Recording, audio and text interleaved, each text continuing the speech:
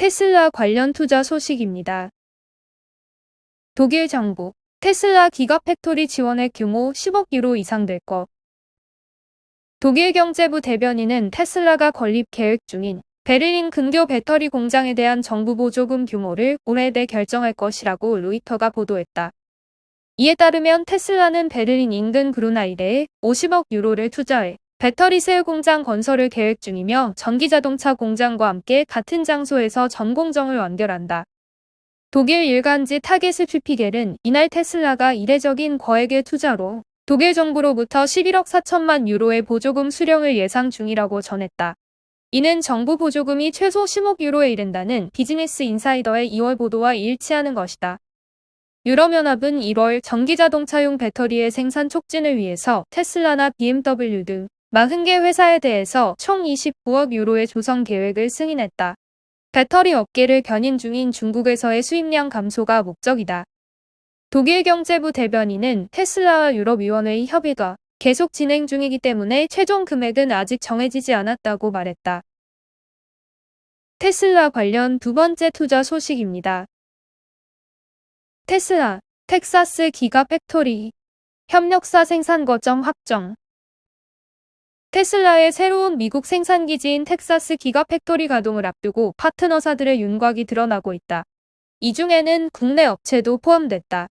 이들 협력기업은 기가팩토리 인근에 대규모 제조시설을 마련, 물량을 차질 없이 공급한다. 업계에 따르면 테슬라의 주요 부품 협력사들은 텍사스 기가팩토리가 위치한 오스틴 근교 도시인 카일과 샌안토니오에 공장을 세운다. 지금까지 신규 설립을 발표한 기업만 플라스티콘, 명신산업, 엘링크링거, 사우어레식 엔지니어링, 스테다이내믹스 등 최소 5곳 이상이다. 캘리포니아주에 본사를 둔 사출성형 플라스틱 제조사 플라스티콘은 카일에 10만 평방피트 부지를 임대 테슬라용 제품을 생산한다. 플라스티콘은 기존 테슬라의 프리몬트 공장에도 플라스틱 부품을 납품해왔다. 한국 기업인 명신산업은 미국 자회사 시몬을 통해 카일의 차체 부품 공장을 설립한다. 시몬도 프리몬트 공장에서 부품을 공급하고 있는 테슬라의 기존 핵심 협력사 중 한 곳이다. 독일 전기차 부품 및 엔지니어링 서비스 공급체인 엘링크링거는 샌안토니오에 1,700만 달러를 투자해 제조 공장을 건설한다. 엘링크링거는 테슬라의 모델3에 탑재되는 조종석 크로스빔을 공급하고 있다. 이 밖에 독일 사우어레식 엔지니어링, 스테다이내믹스 등도 텍사스에 대규모 부품 공장을 짓는 중이거나 건설할 예정이다. 텍사스 기가팩토리는 테슬라가 미국에 자체적으로 세우는 첫 차량 제조 생산기지다. 프리몬트 공장은 테슬라가 제너럴 모터스 소유였던 제조시설을 지난 2010년 매입한 것이다. 네바다 기가팩토리는 배터리, 전기모터 등의 생산에 집중하고 있다. 테슬라는 연말께부터 텍사스 기가팩토리를 본격 가동한다는 목표다. 모델 Y를 시작으로 사이버트럭, 세미 등 점차 생산 모델을 확대한다. 정상 수율을 달성하면 텍사스 기가팩토리는 테슬라의 새로운 북미 생산업으로 거듭날 전망이다. 애플 관련 투자 소식입니다. 애플카 관련 소문 어디까지 왔나? 2024년 데뷔설에 새롭게 무게 실려. 애플이 현대자동차와 손잡고 2024년 애플카를 내놓을 가능성이 있다는 관측이 앞서 지난 1월 나왔지만 이를 뒷받침할 상황이 전개되지 않아 커다란 무게가 실리지 않다. 디지타임스의 보도를 계기로 2024년이 다시 주목받고 있다. 애플 측은 아직 애플카에 대한 공식 언급을 하지 않고 있으나 관련 업계는 시점이 문제일 뿐 애플카가 나오는 것은 기정사실로 받아들이고 있다. 애플카와 관련한 가장 최근 버전의 루머를 전한 셈인 디지타임스의 보도는 애플 관계자들이 지난달 한국의 LG전자와 SK그룹 관계자들과 접촉한 데 이어 일본 도요타 자동차도 방문했을 가능성이 있으며 애플이 2024년 양산을 목표로 작업을 준비 중이라는 게 요지다. 그럼에도 디지타임스의 보도를 얼마나 믿을 수 있을지에 대해 관련 업계에서는 반신반의하는 시각이 상당하다. 디지타임스 보도 외에도 최근 나온 루머를 중심으로 애플카 관련 소식을 정리해본다. 디지타임스 보도를 포함해 근자에 제기된 다양한 관측들을 종합하면 애플이 하드웨어에서 소프트웨어까지 독자로 전기차를 만드는 방식보다는 완성차 제조업체와 협업을 통해 전기차를 만드는 쪽으로 움직이고 있는 것으로 보인다는 것이다.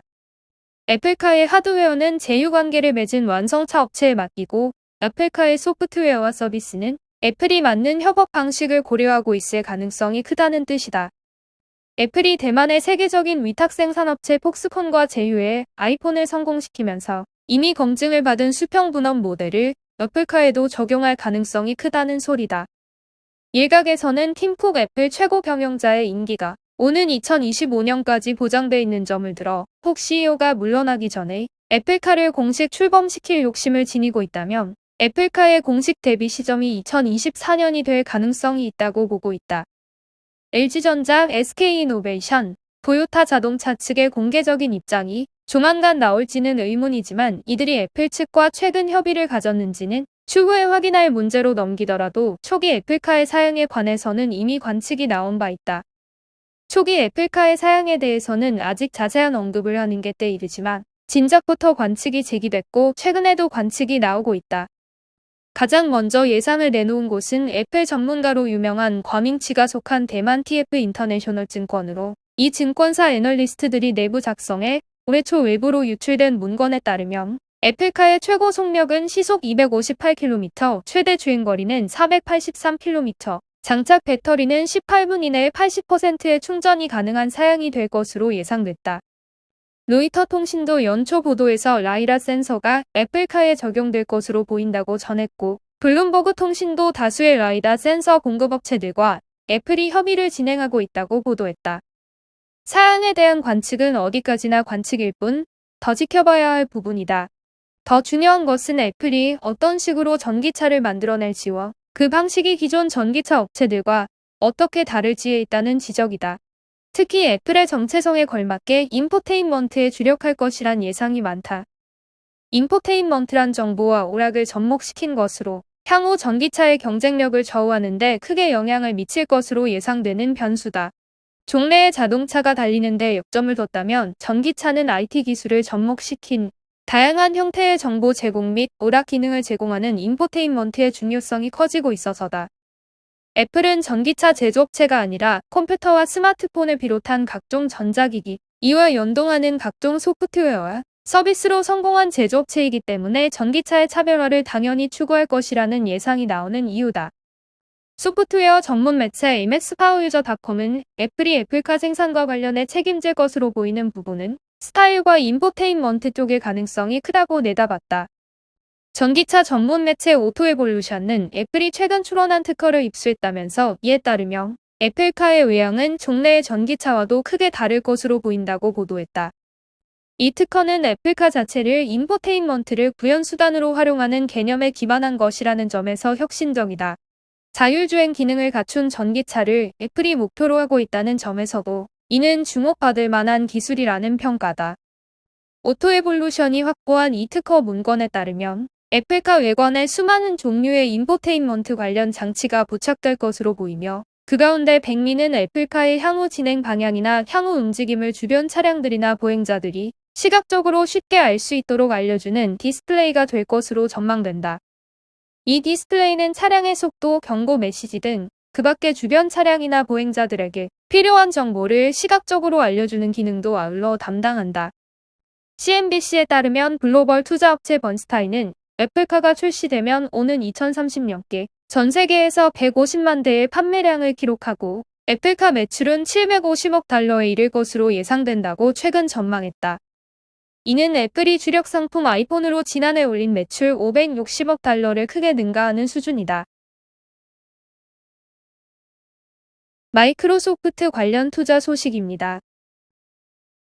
마이크로소프트를 사두면 든든한 이유. 지난 6월 이후 마이크로소프트의 상승세가 눈에 띈다. 경기 의구심에 위험회피 현상이 나타났음에도 마이크로소프트의 실적 기대감이 굳건했기 때문이다. 향후 위험 선호가 회복되더라도 방어주와 달리 구조적 성장과 추가, 랠리가 기대되는 마이크로소프트에 관심을 가져야 할 이유다. 마이크로소프트는 글로벌 1위 소프트웨어 업체이자 1위 클라우드 업체다. 대표적인 제품들은 각각 글로벌 컴퓨터 운영체제, 생산성 소프트웨어 시장 점유율 1위인 윈도우즈와 오피스다. 2014년 이후 마이크로소프트는 클라우드 업체로 탈바꿈했다. 고마진을 제공하는 소프트웨어 산업에 어주어 오피스 365와 같은 신규 성장 동력을 더한 것이다.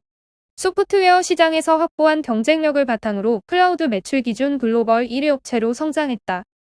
팬데믹에 의해 글로벌 디지털 트랜스포메이션은 비약적으로 가속화됐다. 소비자 디지털 채널 이용률은 2020년 상반기에만 22%포인트 확대됐으며 이는 과거 3년치의 증가폭이다.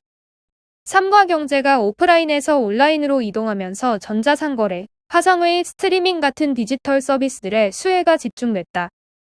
수요가 급증한 디지털 채널은 모두 클라우드 인프라를 기반으로 한 서비스다.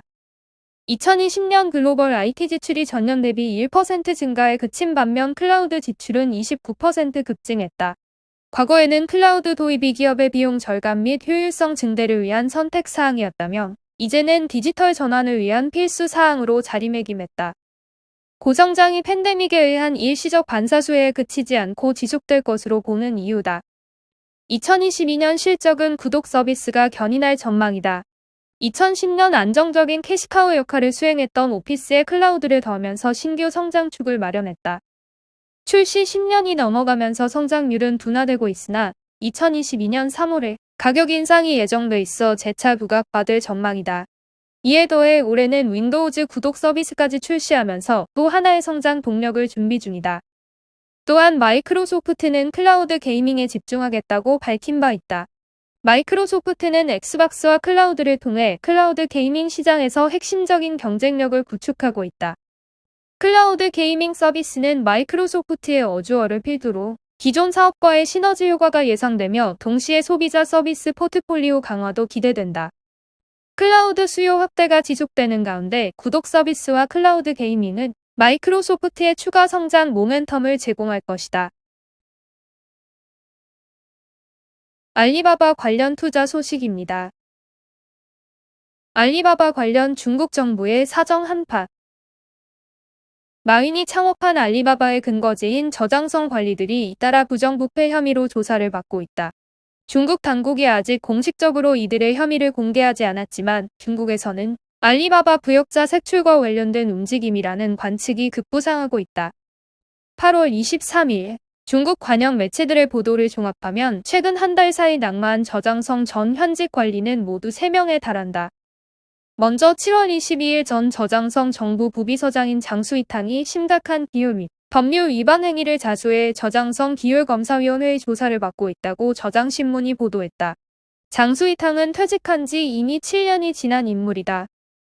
이어 8월 들어 저장성 현직 고위 관리 2명이 잇따라 부패 혐의로 조사를 받는다는 소식이 발표되면서 저장성 사정 당국의 움직임은 중국 전역의 주목을 받게 됐다. 저장성 기울이는 8월 19일 저장성 인민대표대회 당조직 부서기인 마샤오위에 대한 조사 개시를 21일에는 알리바바 본사가 있는 항저우시의 1인자인 저우장용에 대한 조사 개시를 각각 선언했다. 경제잡지 차이지에 따르면 최근 중국 인터넷에서는 저장성 일개 여러 지방정부의 중요 계약 업무에 관여하던 변호사의 고발이 이번 조사의 발단이 됐다는 글이 급속히 확산했다. 당국의 검열로 인터넷에서 대부분 삭제된 이 글에는 저우장용 일가가 작년 11월 한 핀테크 회사의 상장 직전 5억 위안 어치의 주식을 미리 사들였지만 이 회사의 상장이 돌연 취소되자 5억 2천만 위안을 돌려받았다는 내용이 담겼다. 이 글에서는 해당 핀테크 회사의 이름이 명시되지 않았지만 내용상 이는 명백히 알리바바의 핀테크 계열사인 엔트그룹을 가리킨다. 엔트그룹 측은 황급히 이런 소문을 부인하고 나섰다. 이 회사는 8월 22일 밤늦게 낸 성명에서 관련 내용을 구체적으로 언급하지는 않은 채 엔트그룹은 앞선 기업 공개 과정에서 엄격하게 법률과 규정을 준수했고 후문에 언급된 것처럼 관련 인물이 주식을 산 상황도 존재하지 않는다고 밝혔다. 그러나 알리바바의 고향인 저장성의 성도 항저우시에서는 전현직 고위 관료 전원을 상대로 한 대대적인 조사가 진행되면서 시 전체가 사정 폭풍에 휘말리게 됐다. 당 감찰기구인 중앙기유위는 8월 23일 인터넷 홈페이지에서 항저우시 감찰 당국이 정부와 기업 간의 깨끗한 관계 관리 차원에서 시 전체의 주요 간부를 대상으로 특별 단속을 진행 중이라고 공개했다. 항저우시 간부들은 본인은 물론 배우자, 자녀의 배우자를 포함해 직무와 이해 충돌이 있는 행위를 한 적이 없는지를 스스로 조사해 3개월 안의 결과를 감찰 당국에 제출해야 한다. 퇴직 후 3년 이내의 전직 간부들도 조사 대상이다. 중앙기울이는 항저우시가 각 분야 간부 24,849명을 대상으로 이해 충돌 조사를 진행하고 있다고 전했다. 향후 감찰 당국은 간부들이 스스로 제출한 자료를 모은 뒤 조사 대상의 최소 10% 이상 간부를 무작위로 추출해 상세 조사를 진행해 사실과 다르게 보고했거나 그간 이해관계 충돌 문제가 있던 것으로 확인되는 간부들에게 책임을 물을 예정이라고 설명했다. ASML 관련 투자 소식입니다. 반도체 업체 ASML 홀딩스, 가장 존경받는 브랜드 올라. 전 세계 100개 기업을 대상으로 한 브랜드 조사에서 네덜란드 반도체 장비 회사인 ASML 홀딩스가 가장 존경받는 브랜드에 올랐다.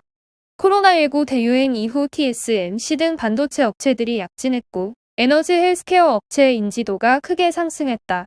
반면 삼성, 나이키, 넷플릭스 등은 순위 하락폭이 컸다. 퓨처브랜드 인덱스 2021에 따르면 ASML 홀딩스는 가장 존경받는 브랜드를 뽑는 순위에서 1위 자리를 차지했다. 2위는 애플, 3위는 남아프리카 기반 기술 투자기업 프로서스, 4위와 5위는 미국의 진단업체 다나호와 에너지업체 넥스트에라 에너지였다. 퓨처브랜드 인덱스는 프라이스워터쿠퍼스가 매긴 세계 100위 회사 랭킹을 3,000명의 전문가들이 인지도 위주로 다시 평가해 발표한다. 코로나19 대유행 시기를 겪은 후 발표된 올해 순위는 예년보다 변동폭이 컸다. 특히 세계적인 브랜드들이 10위권 밖으로 미끄러진 점이 눈길을 끌었다. 2020년 순위에서 10위권에 들었던 나이키와 넷플릭스는 각각 27계단, 24계단 하락하며 33위, 34위에 그쳤다. 20에서 30위권이던 로레알과 스타벅스 등 소비재 브랜드도 40위 밖으로 밀려났다. 반면 상위권에는 기술 에너지 헬스케어 기업들이 상당수 포진했다. 대만 반도체 파운드리 TSMC는 19계단 상승해 6위에 올랐고 코로나19 백신을 만든 존슨앤존스 8계단 올라 19위에 안착했다. 헬스케어 업체는 J&J 외에도 다나호, 메드트로닉, 에비가 20위권 안에 들었다. 퓨처브랜드 인덱스는 보고서에서 애플만 상위 5위권에 머무르고 많은 업체들 순위가 뒤바뀌었다며 작년 코로나19 팬데믹 영향으로 개인 웰빙에 대한 우려가 지배적으로 나타났다고 평가했다.